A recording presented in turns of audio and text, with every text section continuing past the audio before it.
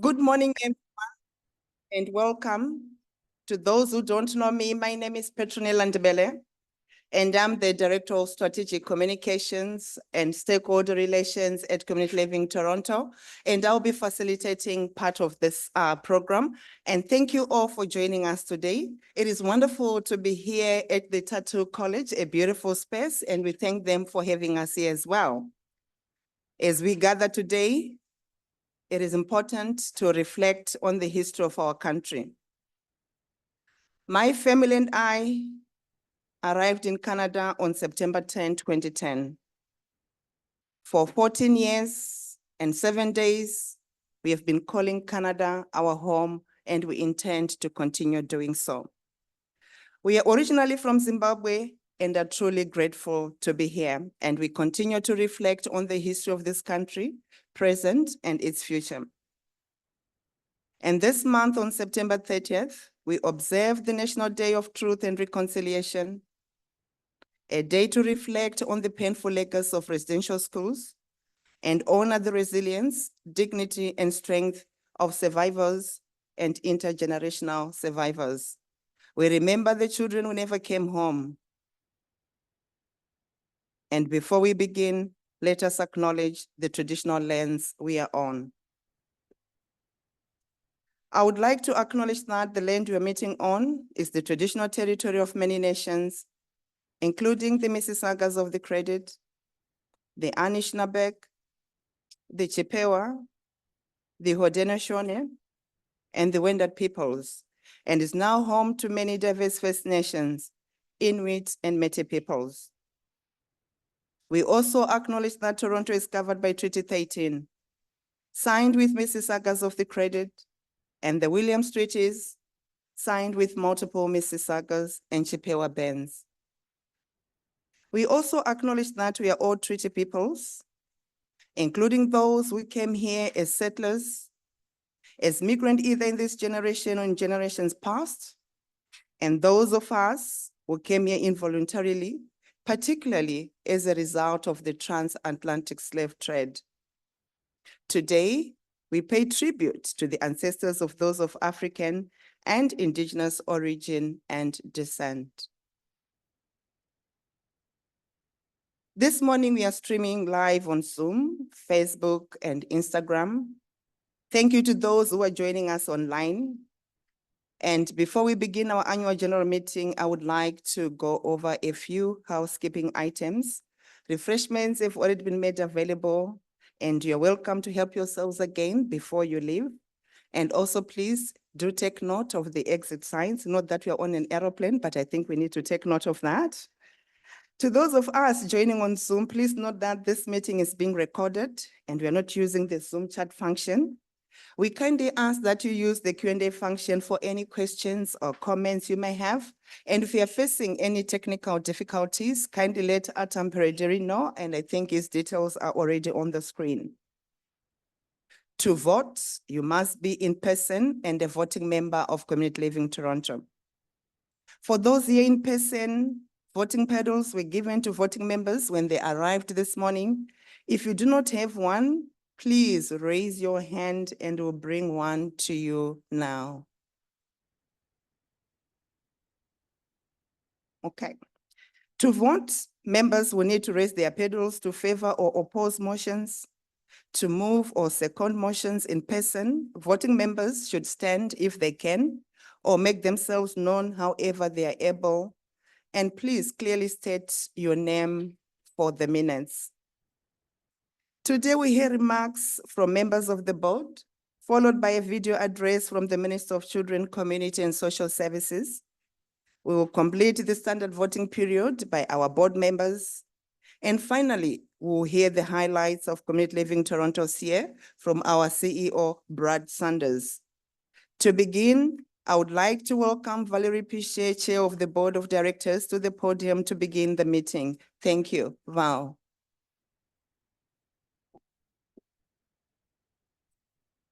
Great. Thank you, Petty.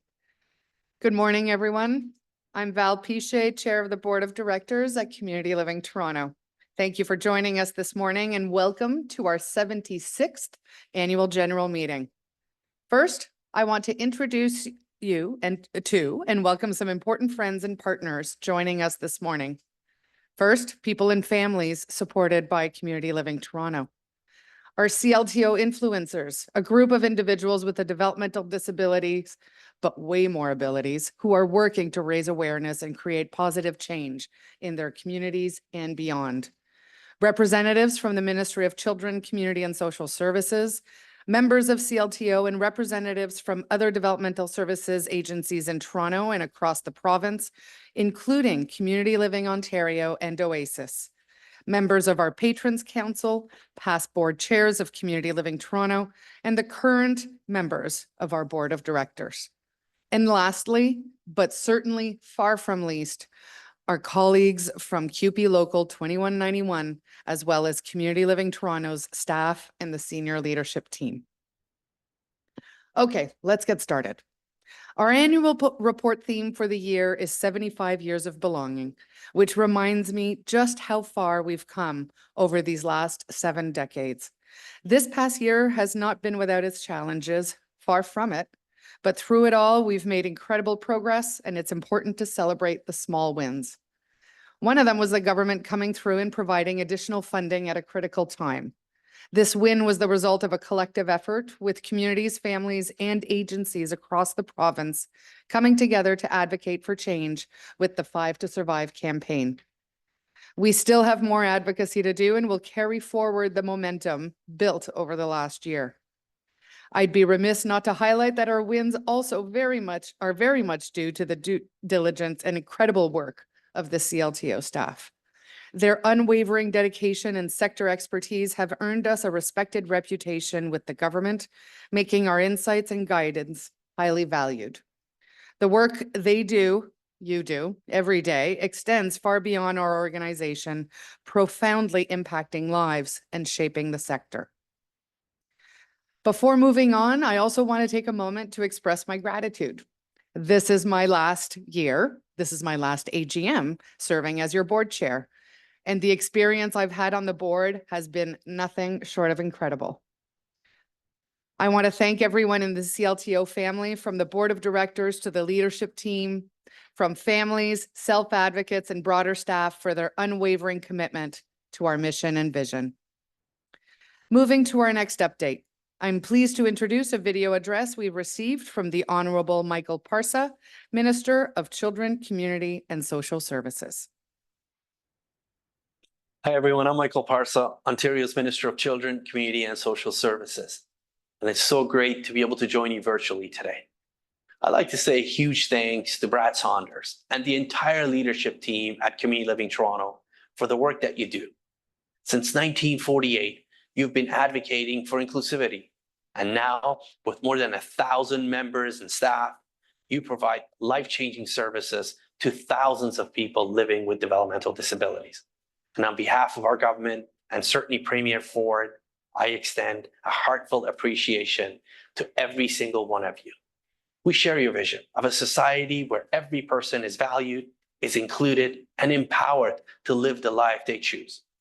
And we're backing this vision with an investment of $3.5 billion this year so that together we can build a province where everyone can thrive. Please accept my best wishes for a productive annual general meeting, and thank you for everything you do. Thank you, Minister Parsa, for your kind words and continuing to support the sector. And we can certainly say that our advocacy will continue for additional supports for the sector. So this morning, members of Community Living Toronto will be asked to elect a new member to the board of directors and appoint auditors for the corporation. You will also hear a report from our CFO, Betty Yam, on our financial status. Following the report, we will seek members' approval of the financial statements. The annual report was included in the package that was either emailed or mailed to you. It will also be available digitally on the CLTO website following this AGM. In the spirit of celebrating wins and successes, Brad and I will share some of the highlights on major projects and achievements of our staff, volunteers, and partners for the 23-24 fiscal year. Extra copies of all reports and minutes are available through the executive office by contacting Julia Solani at 416-371-3763 or julia.solani@cltoronto.ca. Now, on to the business portion of the meeting. The first item of business is the approval of the minutes of last year's annual general meeting on September 20th, 2023. The minutes were included in the package sent to all voting members. As a reminder, only voting members may vote on motions. I will now read a motion to approve these minutes. It is recommended that the minutes of the 75th Annual General Meeting of Wednesday, September 20th, 2023 be approved. May I ask for a mover and a seconder to please stand and state your name clearly for the record? Oh, people are always shy with the first move. Bill Barber, thank you. Mover, could I get a seconder? Somebody's got to have Bill's back. Great, Matthew Sung as a seconder. Is there any discussion on this motion? Those in favor?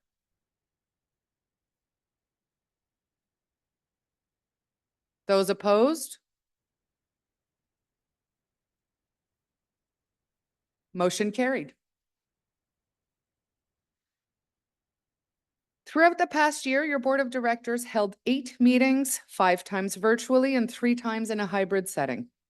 We believe that the business conducted and the decisions made during those meetings were completed in the best interests of Community Living Toronto and its members.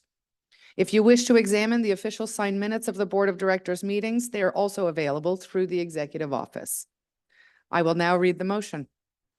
It is recommended that the actions of the Board of Directors of Community Living Toronto for the 2023-24 year be approved. May I ask for a mover and a seconder to please stand and state your name clearly for the record?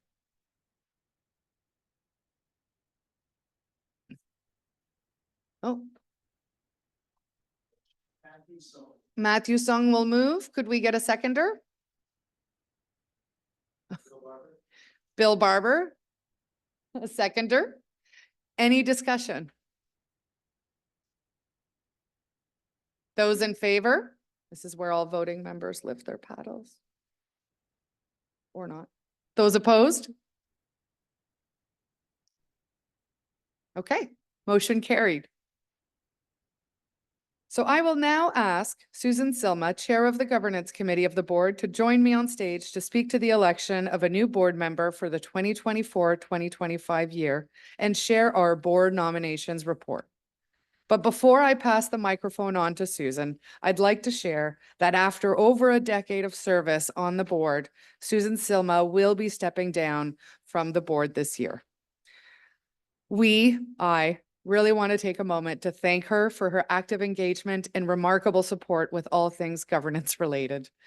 Over the last decade, I've had the absolute pleasure collaborating with and working side by side with Susan, all in the best interest of community living, the sector, and families.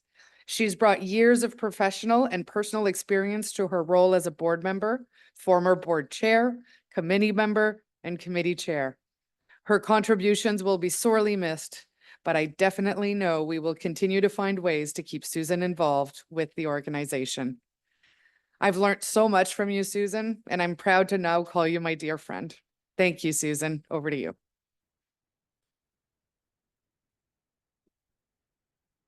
Thank you, Valerie. That's very kind.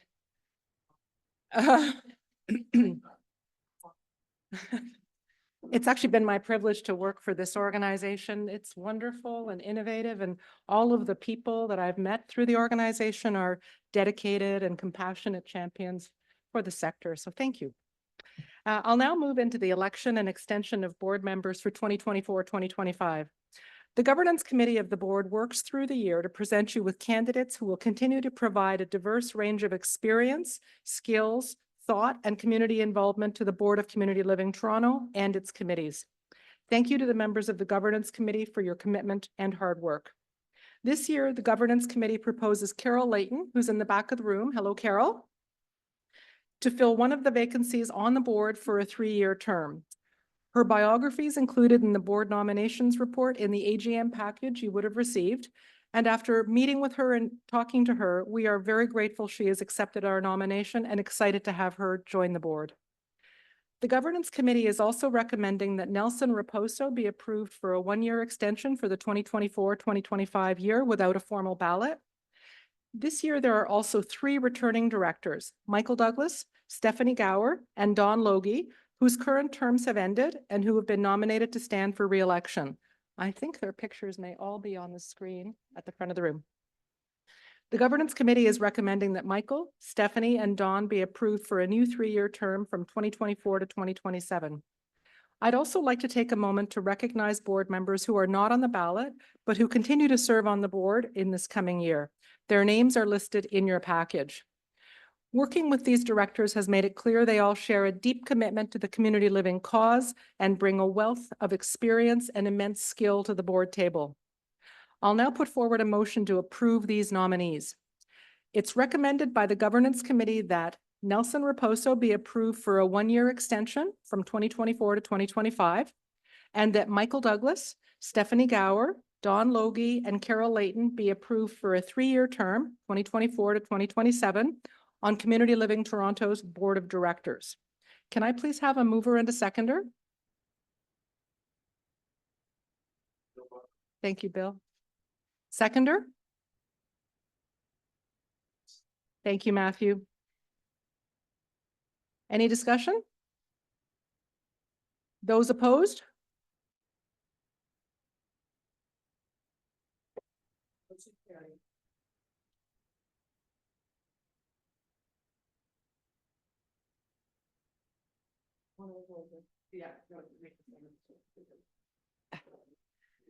So on behalf of the members of Community Living Toronto, I'd like to thank the members of the Governance Committee for their hard work over the last year. Some of you may not know, but we have several past board chairs who still volunteer their time on this committee, and the advice and guidance is quite invaluable. So we appreciate everyone's engagement.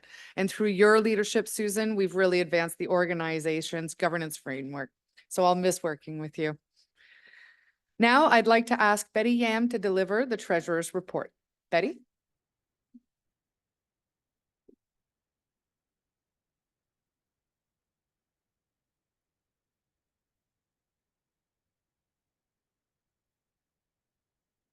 Thank you, Valerie.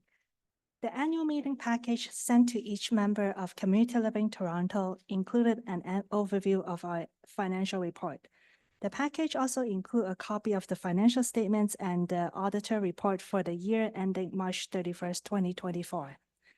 Audited and signed financial statements are also available upon request through Community Living Toronto Executive Office.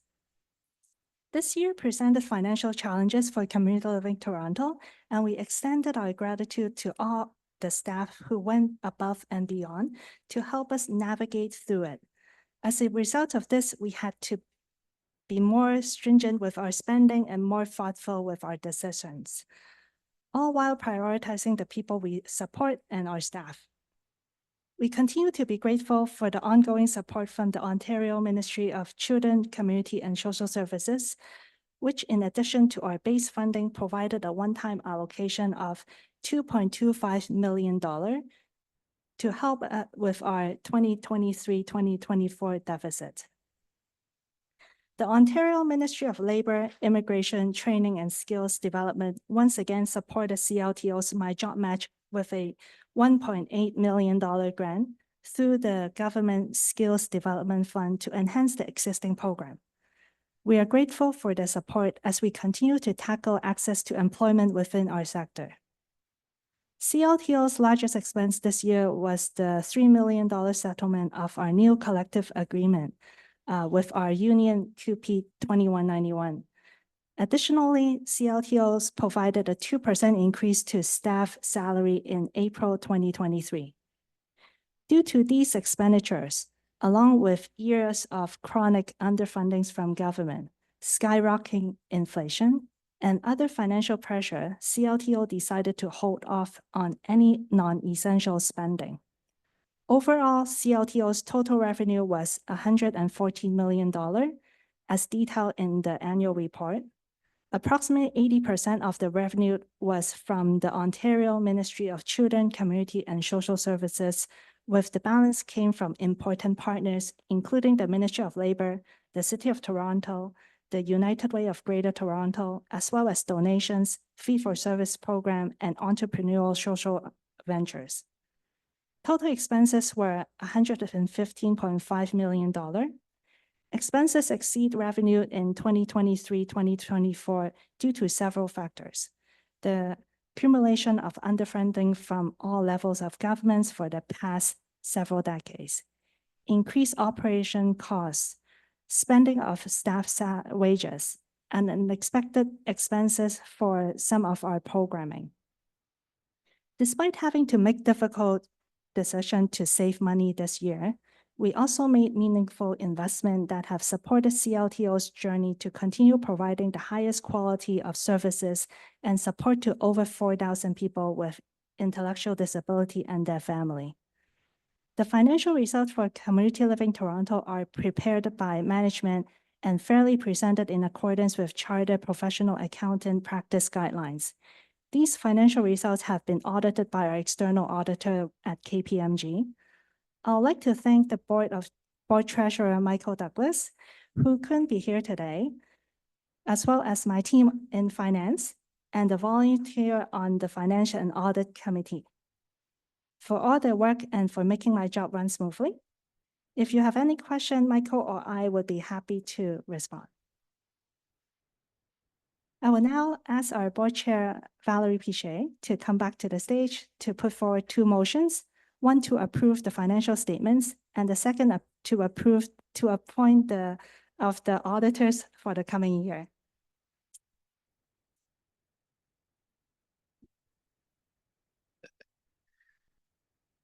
Okay, thank you, Betty.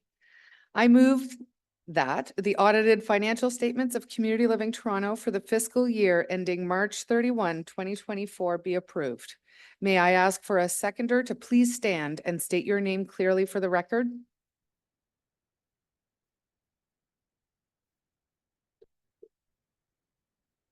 Bill Barber, thank you. As a seconder, any discussions? Those in favor? And those opposed? Motion carried. Next motion, I further move that the firm of KPMG be reappointed as auditors for Community Living Toronto for the fiscal year 2024-2025. May I ask for a seconder to please stand and state your name clearly for the record? Perfect. Thank you, Dawn. Any discussions? Those in favor? Those opposed? Motion carried. Betty, on behalf of the members of Community Living Toronto, on behalf of the board, on behalf of the Finance Committee, thank you for your report. We continue to appreciate you and your team's expertise, guidance, and dedication, especially throughout some of the most challenging times that we've had through this year. Thank you. Now turning on to our update of activities for 2023-2024. The Strategic Communications and Stakeholder Relations team and the Executive Office at Community Living Toronto have produced an annual report filled with empowering stories and rich data that reflect our achievements from the past year. I'd encourage you to dig into the report and learn more about our impact over the last year.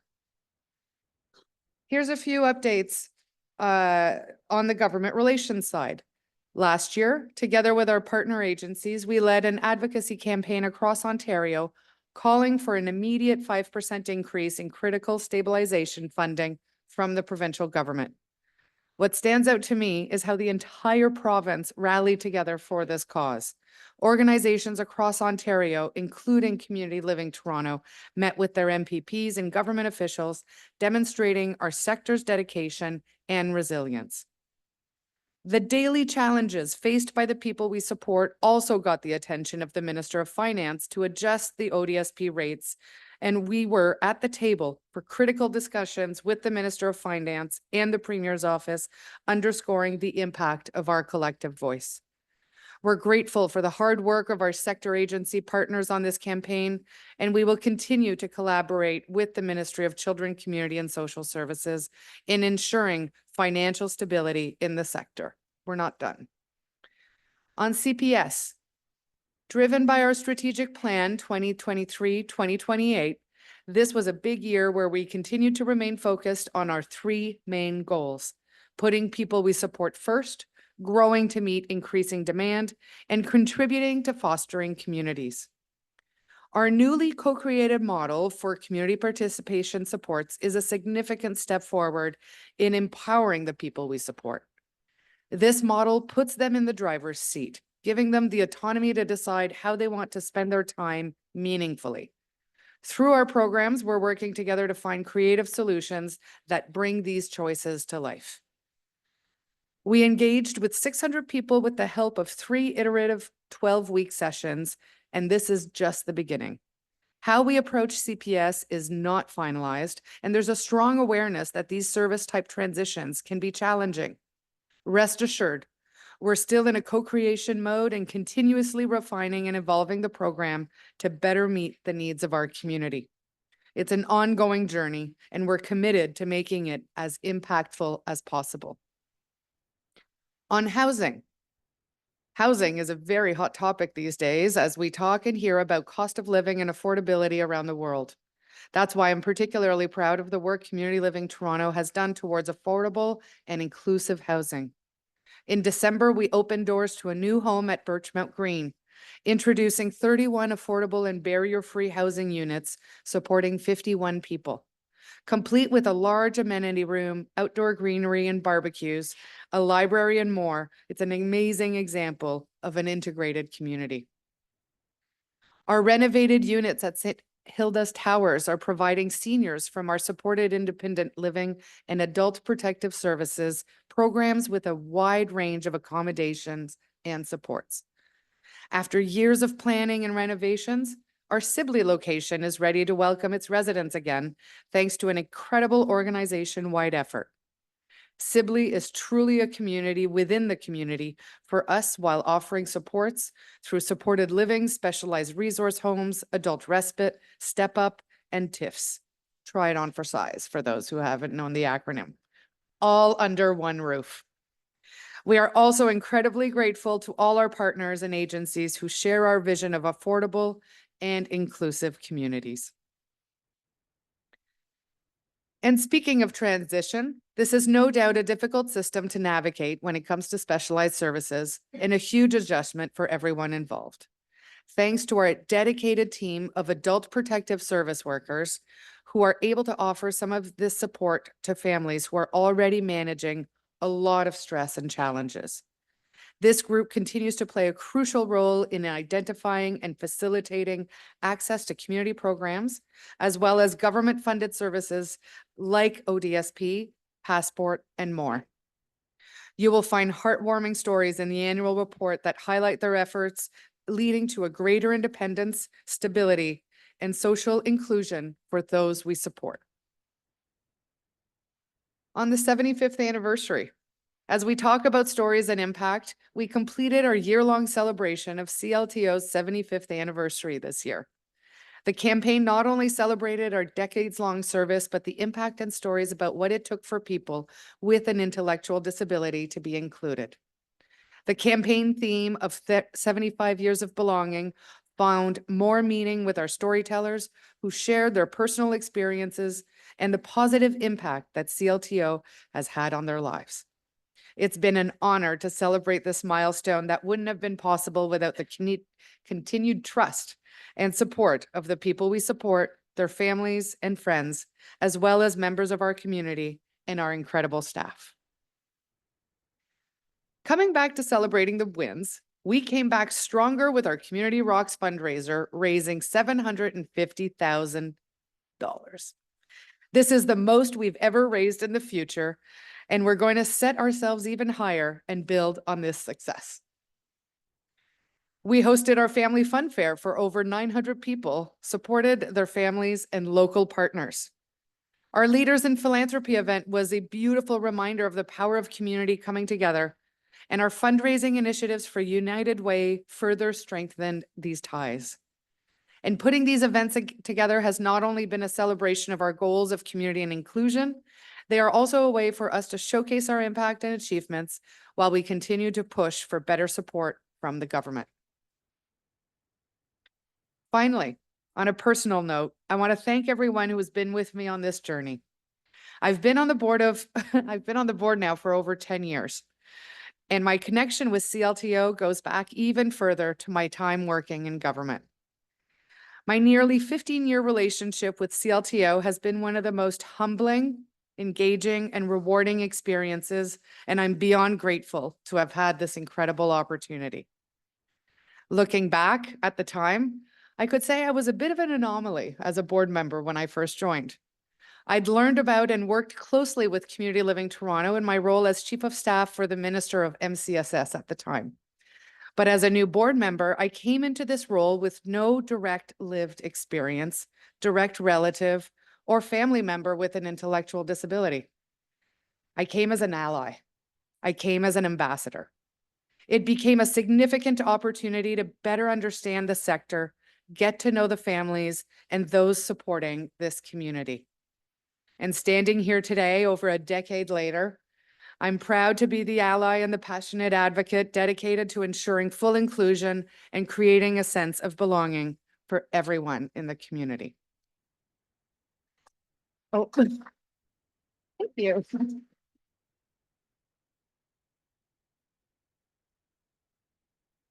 Don't make me cry. As we continue to recruit new committee and board members, our goal is to grow our CLTO ambassador community outside these immediate circles, bringing a diverse perspective of lived experience and expertise to the table. It's great to see that we've now brought in board members with various backgrounds who collectively share a deep love for our mission and the organization. Looking ahead, I'm excited about CLTO's goals for the next 5 years and our commitment towards community, inclusion, and belonging. It never ceases to amaze me how we exceed our achievements year after year, and I can only imagine the incredible things we'll accomplish in the years to come. I say we because I'm not going anywhere. I'll always have a special place for CLTO in my heart and will continue to contribute to its success and growth. Part of that growth comes evolution. Let's take a moment to recognize that the sector is changing. We've come a long way from demanding full inclusion and community integration to shaping policies, programs, and services through a person-centered lens. I'm confident that our teams, families, and community are ready to take this on. As I step down as chair, we are leaving you in very good hands. I'm pleased to have the opportunity to announce Stephanie Gower as Community Living Toronto's incoming board chair. Stephanie, can you stand?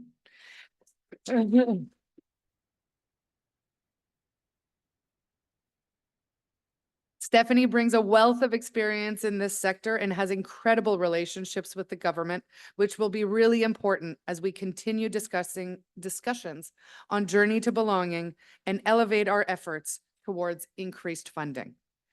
If her engagement as vice chair is any indication, I have zero doubt she will be outstanding in this role, and I extend my congratulations on behalf of the board.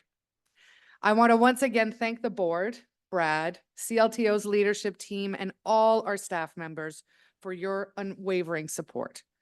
Never forget, the reputation you have all set is the reason the government listens to us in the first place. And to our families and our community, thank you for your trust and commitment. Your stories are what inspire me daily. It was an honor to serve as your board chair, and I look forward to seeing what the future holds for CLTO. Thank you, everyone. I now pass it off to Brad Saunders, the CEO of Community Living Toronto. Brad. It's a lot of paper. Over to you.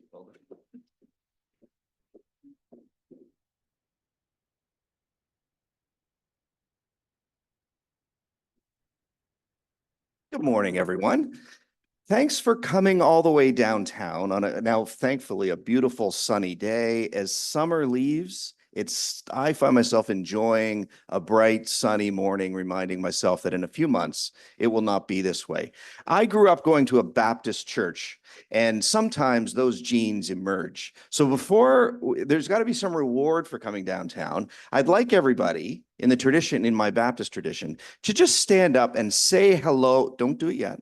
Stand up and say hello to somebody at the table who you don't know that you're at. And if you're at a table where you know everybody, turn around and say hello to somebody. You do that. Don't do it yet, though. And then I'm going to try something a little bit different. I want us to do our first AGM selfie.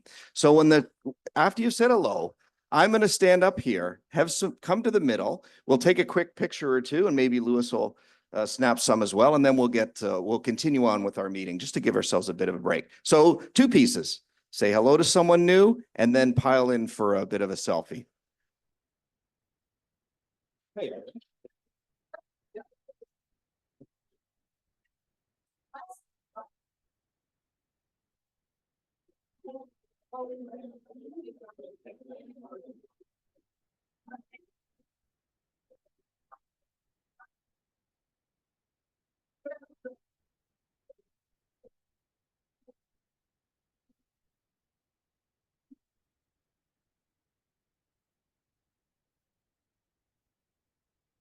All right. We're Baptists. I was about, you don't talk that much. It's very formal. So let's come in the middle here. And Val pointed out, it's not a selfie. We're not doing a selfie. This is an us-y. So this is us.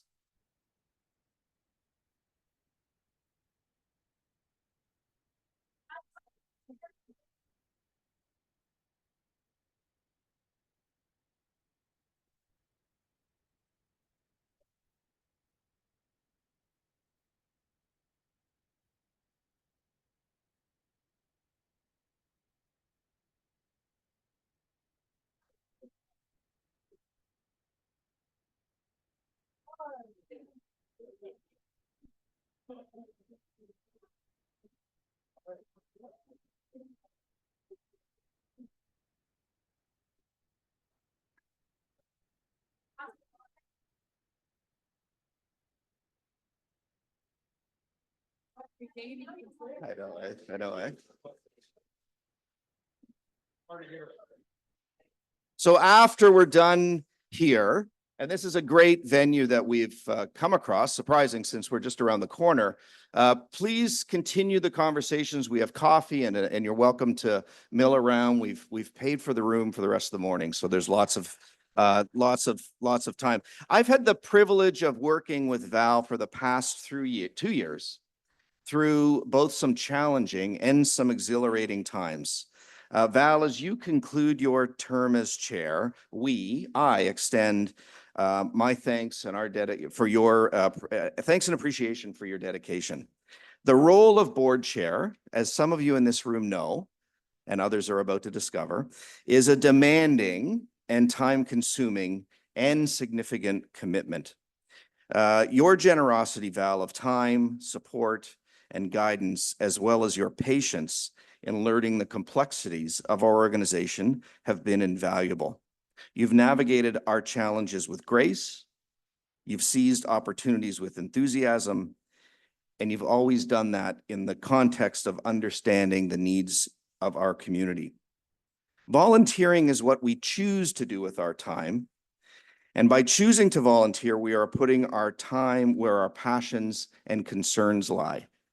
I cannot express enough my gratitude, along with each of us at Community Living Toronto, for your support, Val, to make the organization stronger, more focused, and thoughtful.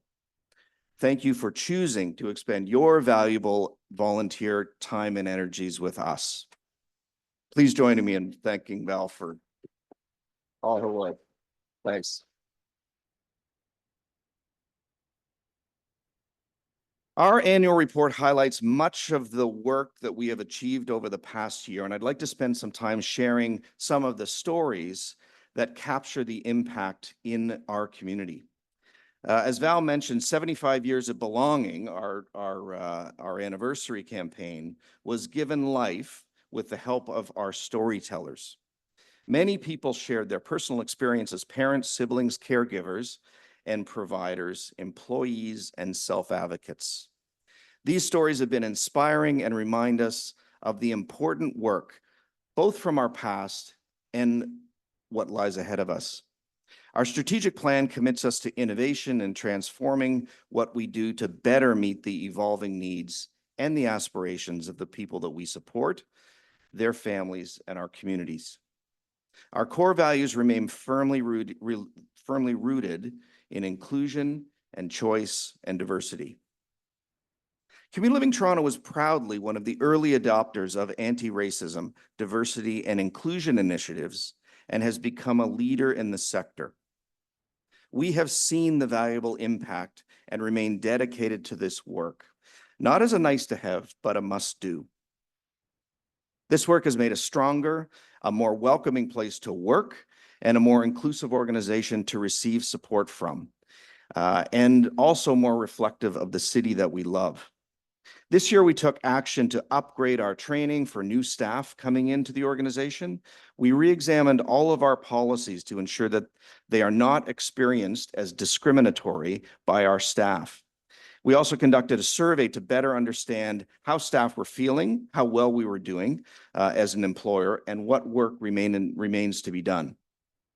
Additionally, recommendations from the Truth and Reconciliation Commission, which is part of our strategic plan, also moved forward, and we have strengthened our relationship with Indigenous communities and organizations. We are committed to continuing this work as well. Our work is about people, and I'd like to highlight a few of the stories that are in our annual report. I'd really encourage you to dive in and get to know some of the people that have shared their experiences in our annual report. I want to tell you about George. George has been with Community Living Toronto for more than 20 years and is one of 154 people in our supported independent living program across the city. George and his longtime roommate decided to take a big step towards independence by moving from their shared apartment into separate units at St. Hilda's Towers, our new senior-focused community. Sadly, just before the move, George's roommate and best friend of over 20 years passed away really unexpectedly.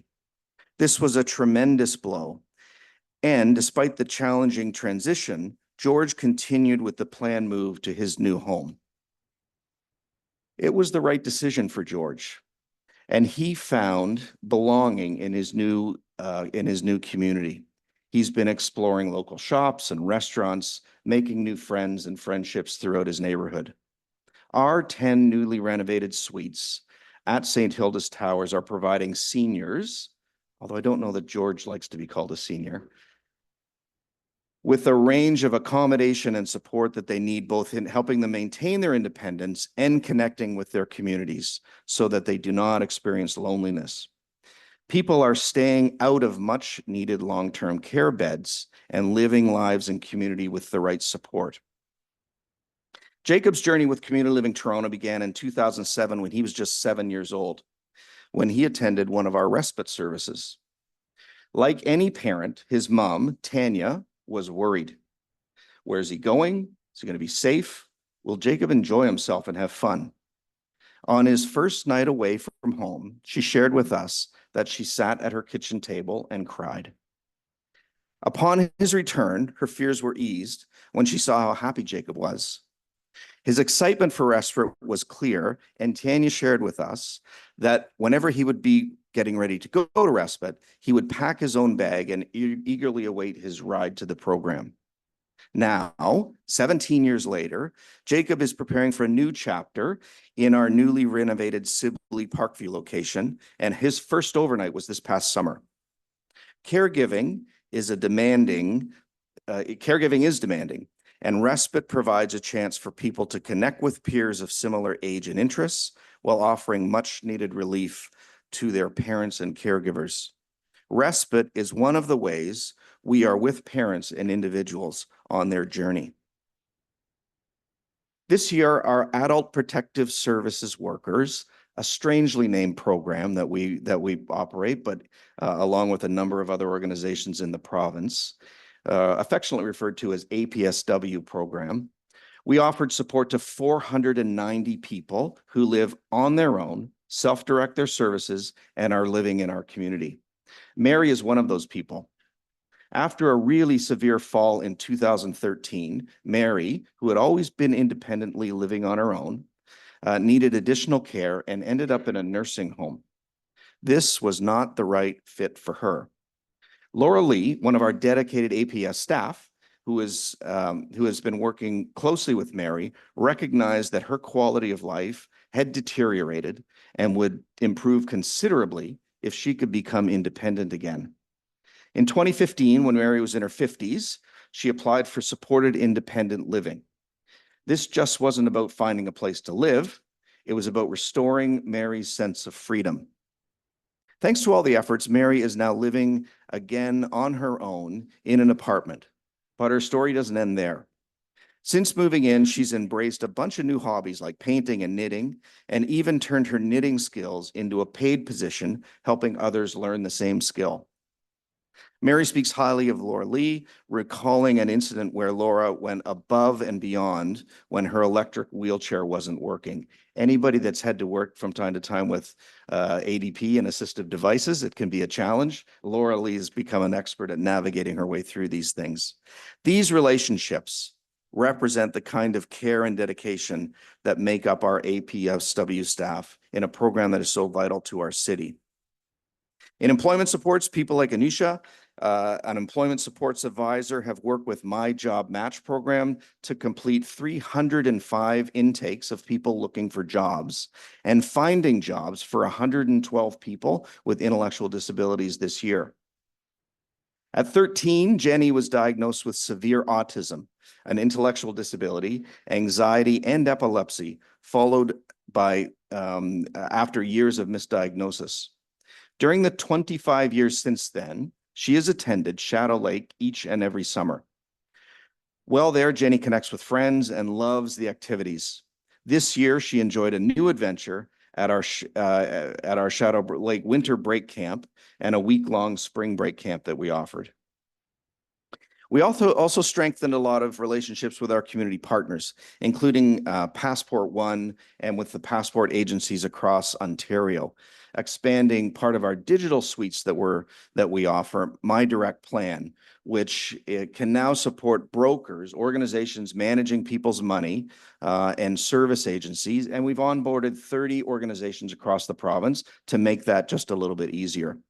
My Direct Plan makes managing passport funds easier and reimbursements faster, sometime within a couple of days. It's a tool that makes things just a little bit easier. Too many people, as we know, with intellectual disabilities are overprescribed medications.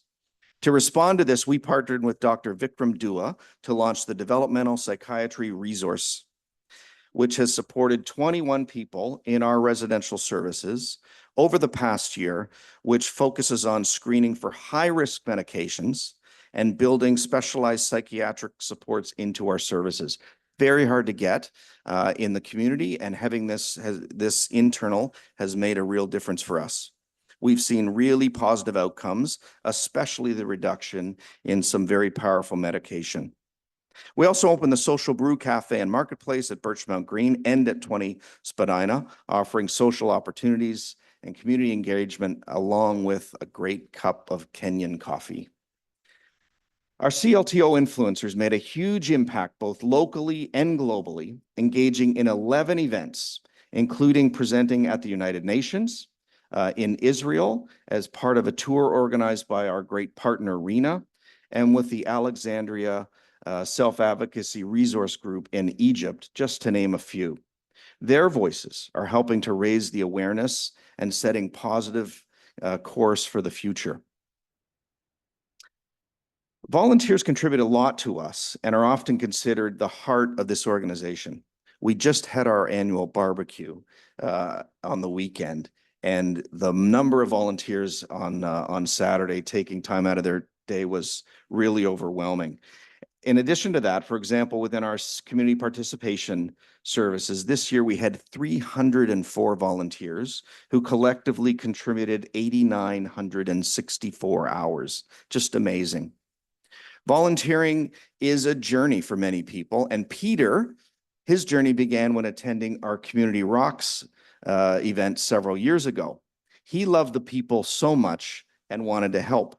He chose to channel his interest to Shadow Lake and has been volunteering alongside his work colleagues from Broadcom since 2018 by bringing tools, skills, a good sense of humor, and often some delicious barbecue for the day to help get our 300 acres ready for the summer.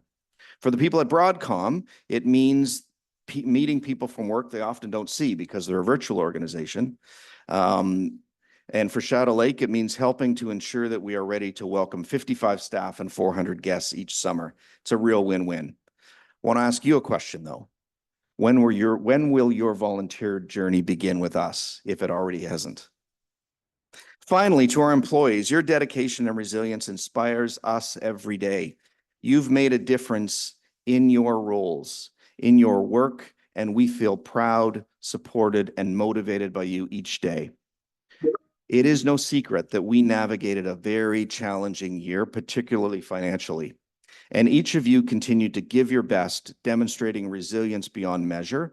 And I thank you for your continued commitment to Community Living Toronto's journey. To the people we support, their families and caregivers, providers, and networks, thank you for your continued support and trust. As we move forward, we will continue striving for better supports and inclusion for people with intellectual disabilities as we work towards our vision of a world where everyone belongs and everyone is valued. Thank you.